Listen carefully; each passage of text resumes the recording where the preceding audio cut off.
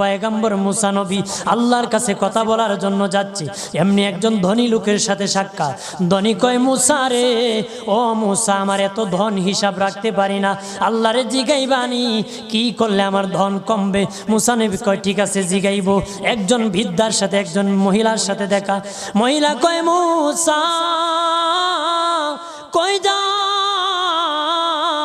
কই যাও রে মুসা? মুসা নবী কয়, তোর পাহাড়ে যাব, আল্লাহর সাথে কথা বল।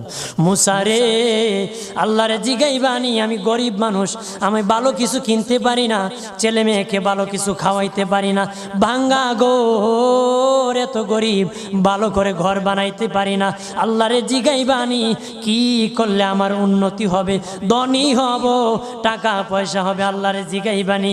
আল্লাহ মুসা নবী কয়, ঠিক আছে, আল্লাহরে জিগাইব, তুমি কেমনে ধনী হইবা? আল্লাহ